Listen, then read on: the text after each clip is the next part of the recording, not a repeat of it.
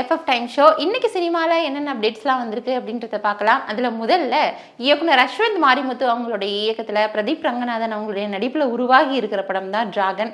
இந்த படத்தில் என்ன ஸ்பெஷல் அப்படின்னா, இந்த படம் வந்து ஒரு காமெடியான ஒரு படமாக தான் வந்து உருவாக்கி இருக்கிறாங்க.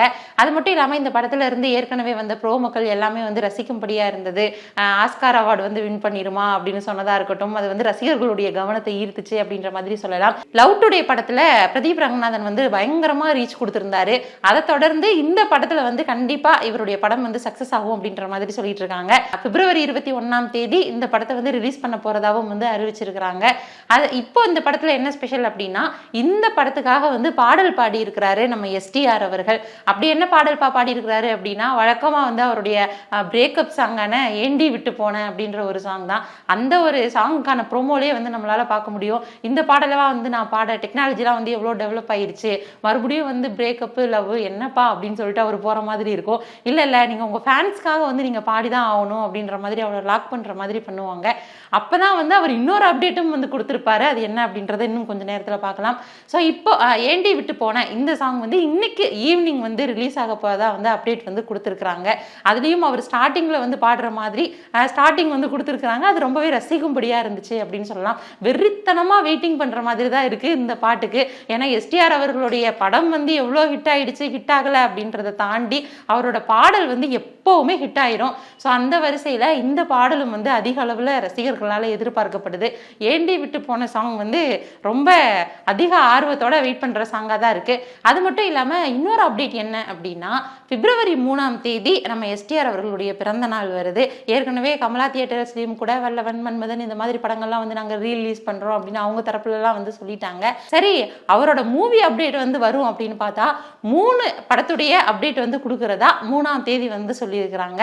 நம்ம ஒரு அப்டேட் அப்படின்னாலே வந்து பயங்கர குஷியாயிருவாங்க ரசிகர்கள் எல்லாம். அதுல 3 அப்டேட்னா சொல்லவா வேணும். ஸோ நம்ம எஸ்டிஆர் அவர்களுடைய பாடலுக்கும் சரி அவருடைய படத்துக்கும் சரி மரண வெயிட்டிங்ல வந்து ரசிகர்கள் இருக்காங்க அப்படின்ற மாதிரி தான் சொல்லணும். இப்போ ஏற்கனவே நம்ம அஜித் சாருடைய படங்களா இருக்கட்டும், இல்லை விஜய் சாருடைய படங்கள்லாம் வந்து வெயிட்டிங்ல இருக்கு.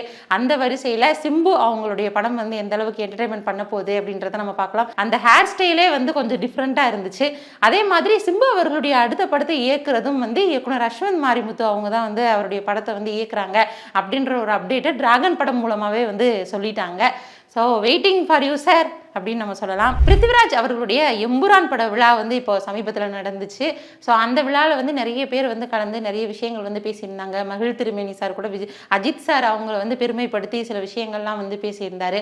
அந்த வகையில் பிருத்திவிராஜ் சார் வந்து ஒரு விஷயம் சொன்னார் அப்படின்ற மாதிரி ஒரு டாக் போயிட்டு இருக்கு. என்ன அப்படின்னா, சமீபத்தில் பார்த்த தமிழ் சினிமாவில் விடாமுயற்சி அந்த படத்துடைய ட்ரெய்லர் தான் வந்து ரொம்ப அமேசிங்காக இருந்துச்சு. ஸோ அந்த படம் வந்து சக்ஸஸ் ஆகணும் அப்படின்ற மாதிரி விஷ் பண்ணதா ஒரு டாக் போயிட்டு இருக்கு. ஒருவேளை உண்மையா இருந்துச்சு அப்படின்னா நம்ம பிருத்திவிராஜ் சாருக்கு வந்து தேங்க்ஸ் சொல்றாங்க விடாமுயற்சி பட ரசிகர்கள் எல்லாமே. அதே மாதிரி எம்புரான் படமும் வந்து பயங்கரமா சக்சஸ் ஆகணும் அப்படின்ற மாதிரி அஜித் ரசிகர்கள் வந்து வாழ்த்துக்கள் தெரிவிச்சிட்டு இருக்காங்க.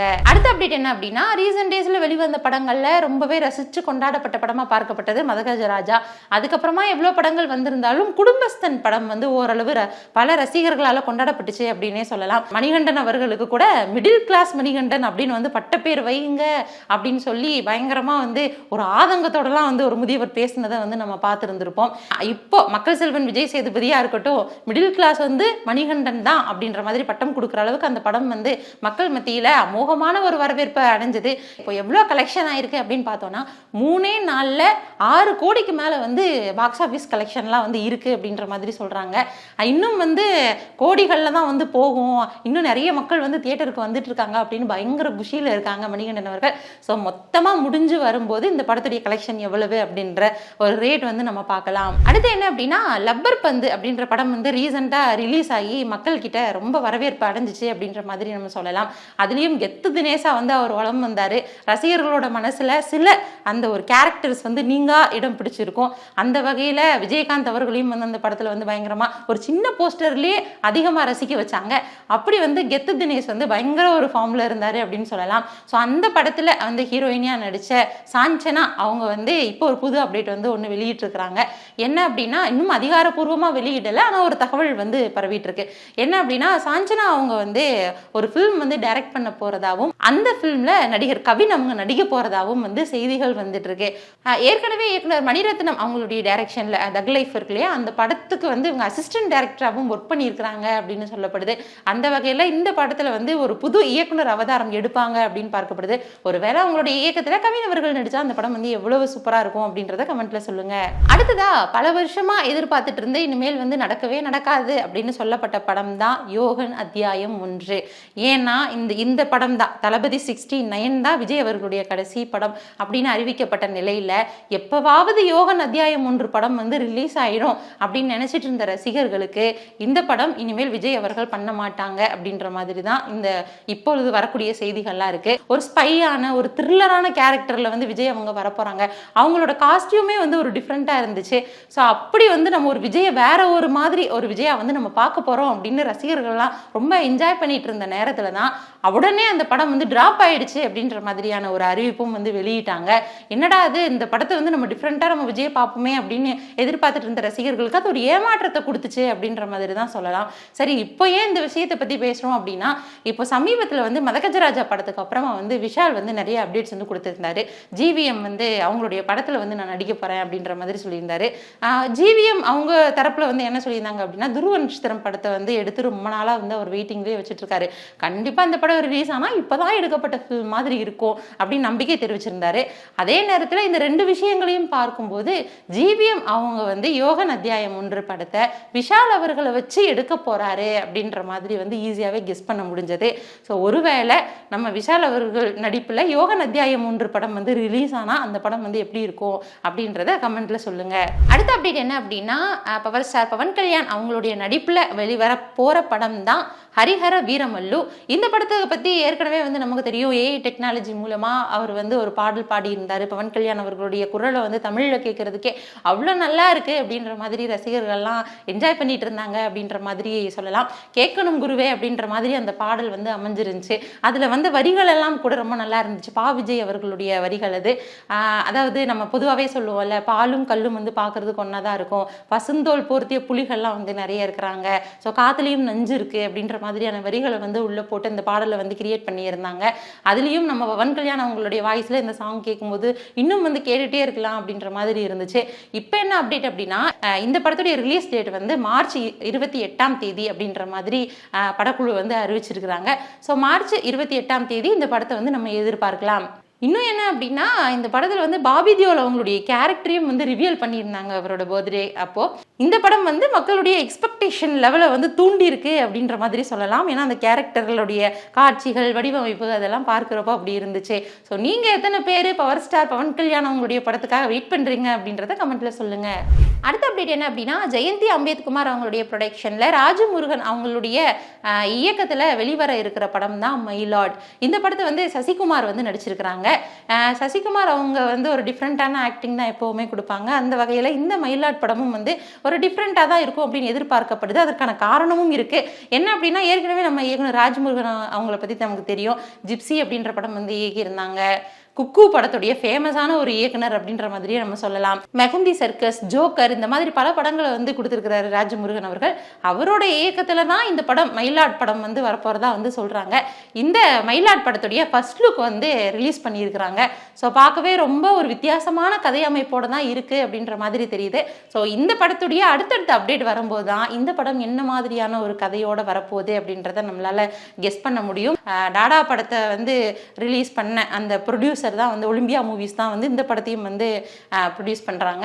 ஸோ அந்த வகையில் இது கொஞ்சம் வேகமாவே வந்து திரைக்கு வரும் அப்படின்னு எதிர்பார்க்கப்படுது. அடுத்த அப்டேட் என்ன அப்படின்னா, இயக்குனர் கேவி நந்தா அவங்களுடைய இயக்கத்துல நடிகர்களான சூரி, விமல் அவங்கெல்லாம் நடிச்சு ரிலீஸ் ஆக இருக்கிற படம் தான் படவா. இந்த படம் வந்து காதலர் தினத்தன்னைக்கு வந்து ரிலீஸ் பண்ண போறதா சொல்லியிருக்கிறாங்க. ஏற்கனவே ஒரு வருஷத்துக்கு முன்னாடியே இந்த படத்துடைய பாடல்கள் எல்லாமே வந்து ரிலீஸ் ஆகிருந்துச்சு. சிவாங்கி அவங்க கூட வந்து இந்த பாடல்களை வந்து பாடியிருந்தாங்க. ஸோ அதுவே வந்து ஒரு பெரிய ப்ரொமோஷனாக இருந்துச்சு. அந்த நேரத்தில் ரசிகர்களுக்கெல்லாம் வந்து என்ன தோணுச்சு அப்படின்னா, இந்த படம் வந்து கண்டிப்பாக களவாணி படமாக தான் இருக்கும், களவாணி படம் மாதிரி தான் அந்த சாயலில் தான் இந்த படம் இருக்கும், ரொம்பவே ஒரு காமெடி என்டர்டைன்மெண்ட் மூவியாக தான் வந்து இருக்குது அப்படின்ற மாதிரி அந்த ட்ரெய்லரை பார்த்த எல்லாருமே வந்து சொல்லியிருந்தாங்க. அது மட்டும் இல்லாமல் இந்த படத்துக்கு வந்து பாடல்கள்லாம் எழுதியிருந்தாங்க பாடலாசிரியர் விவேகா, வைரமுத்து, கபிலன் இந்த மாதிரியான பாடலாசிரியர்கள்லாம் வந்து பாடல் எழுதியிருந்தாங்க. அதனாலேயே இந்த படம் வந்து இன்னும் கொஞ்சம் வரவேற்கப்பட்டது அப்படின்ற மாதிரி சொல்லலாம். இந்த படத்தை வந்து ஜான் பீட்டர் அவங்க வந்து ப்ரொடியூஸ் பண்ணியிருந்தாங்க. அவங்களே வந்து மியூசிக்கும் பண்ணியிருந்தாங்க. ஸோ அந்த வகையில் இந்த விமல் அவர்களுக்கு வந்து அந்த படம் நல்ல கை கொடுக்கும் அப்படின்னு எதிர்பார்க்கப்பட்டது. ஆனால் இப்போ வந்து அந்த படம் வந்து ரிலீஸ் ஆகுறப்போ இது கொஞ்சம் எப்படி வந்து மக்கள்கிட்ட ரீச் கொடுக்க போகுது அப்படின்றத நம்ம எதிர்பார்க்கலாம். ஏன்னா அதுக்கப்புறமே வந்து அவர் சார் இந்த மாதிரியான படங்கள்லாம் நடித்து அவருடைய படம்லாம் வந்து ரிலீஸ் ஆயிருச்சு. ஸோ அது மட்டும் இல்லாமல் சூரியன் வந்து இப்போ கதாநாயகனாக வந்து அவதாரம் எடுத்து அந்த மாதிரி போயிட்டு இருக்கிறாரு.